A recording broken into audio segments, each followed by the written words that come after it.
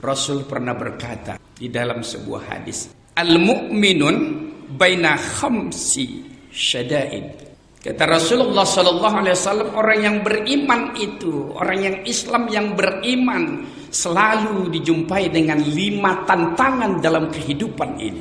Yang pertama adalah mukminun yahsuduhu. Di dalam Islam itu sendiri, di dalam orang beriman itu sendiri, apa itu yahsuduhu? Orang yang selalu hasad dan dengki.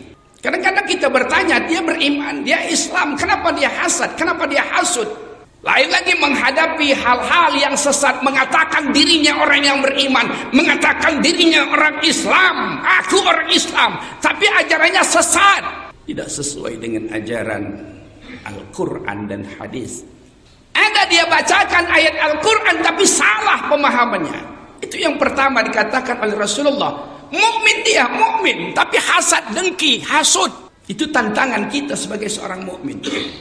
Maka kalau kita berpikir dengan sempurna, orang yang mukmin dengan mukmin ini sangat sulit untuk dicari. Kadang-kadang kita berada dalam satu masjid, tapi ada yang hasad, ada yang hasud, ada yang dengki. Kadang-kadang kita berada di dalam suatu kumpulan, di kumpulan itu berada dia. Maka mulailah menggunjing, mulailah mencela antara satu dengan yang lain. Padahal kita disatukan oleh Allah dengan kalimat La ilaha illallah Muhammadar Rasulullah. Jangan ada di antara kita yang menyakiti saudara kita sendiri, tapi kadang-kadang kita sakiti saudara kita.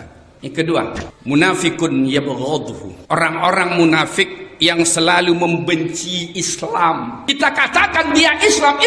Kita lihat di media massa menyatakan bahwa salat 5 waktu itu tidak ada di dalam Al-Quran. Siapa yang bilang tidak ada? Ajaran Al-Quran, pahami Al-Quran dengan bahasa Allah, bukan bahasa kita. Kalau kita lihat bahwa jangan Al-Quran yang tunduk kepada akal kita. Yang tunduk itu adalah akal kita tunduk kepada Al-Quran. Islam dia Islam tapi munafik.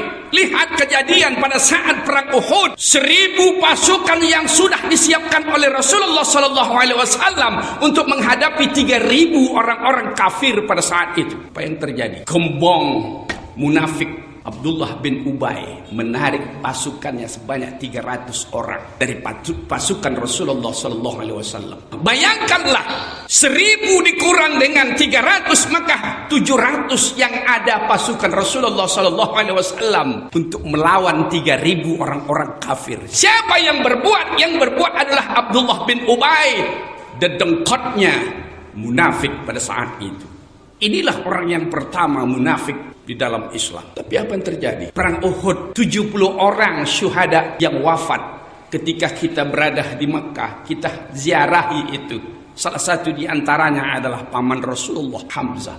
Islam menang. Kenapa Islam menang? Karena Allah menurunkan malaikat untuk membantu Rasulullah SAW. Abdullah bin Ubaylah yang memberitahu kepada semua pasukan itu bahwa Rasulullah sudah mati. Kita pun harus berhati-hati ketika kita berada dalam satu lingkungan dengan orang-orang yang munafik ini. Kita lihat bahwa dia adalah orang yang Islam, orang yang bagus. Tapi awas, ada siasat yang akan dijalankannya sehingga dia memburukkan Islam di belakang kita. Cocoklah apa yang dikatakan Allah dalam Al-Quran. Munafik itu adalah orang yang ular berkepala dua. Ketika dia bertemu dengan orang mukmin, dia katakan aku beriman, kami orang mukmin. Ketika dia berjumpa dengan orang kafir, dia berkata kami adalah golongan kalian. Itu dikatakan munafik. Ini harus kita sadari dalam kehidupan kita sehari-hari. Yang ketiga kata Rasulullah, wa kafirun yuqatiluhu. Orang-orang yang selalu mau menghancurkan Islam. Itu memang betul. Zaman Rasulullah pun seperti itu. Nampak di mata kita dia mau menghancurkan Islam.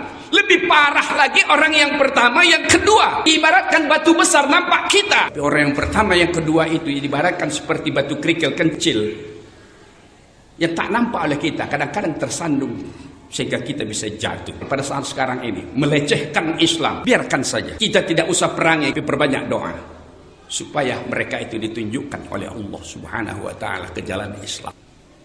Yang keempat, wa syaitanun yudhilluhu. Syaitan yang selalu menyesatkan kita. Syaitan itu terbentuk dua. Jadi musuh kita di dalam hidup ini ada dua.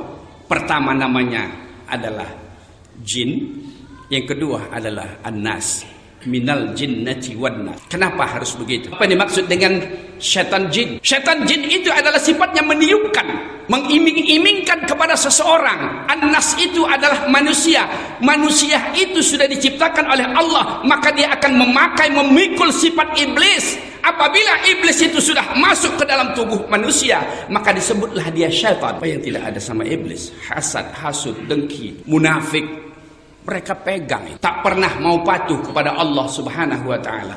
Diri kita ini andai kata ada sifat itu, maka ditiup oleh jin, maka ketika itu akan besarlah sifat yang ada pada dirinya, sehingga dia selalu membangkang kepada Allah Subhanahu wa ta'ala. Yang terakhir ada namanya wa nafsun yanazi'uhu. Diri kita ini yang selalu kita perturutkan adalah nafsu kita. Kita harus ingat, kenapa diperintahkan oleh Allah Subhanahu wa ta'ala kita selalu banyak beristighfar, minta ampun kepada Allah Subhanahu wa ta'ala?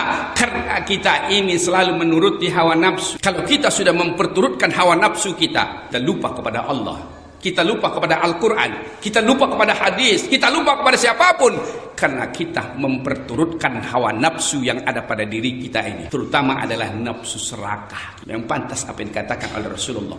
Andai kata manusia itu menjumpai satu lembah emas, maka dia akan meminta lembah yang kedua. Itulah kerakusan manusia, karena nafsunya yang selalu mendorong dia untuk selalu rakus. Dari 5 poin yang disebutkan oleh Rasulullah ini, berhati-hati kita, terutama adalah poin yang terakhir, untuk membetuli diri kita ini agar kita menjadi orang yang baik dan beriman serta berakhlakul karimah.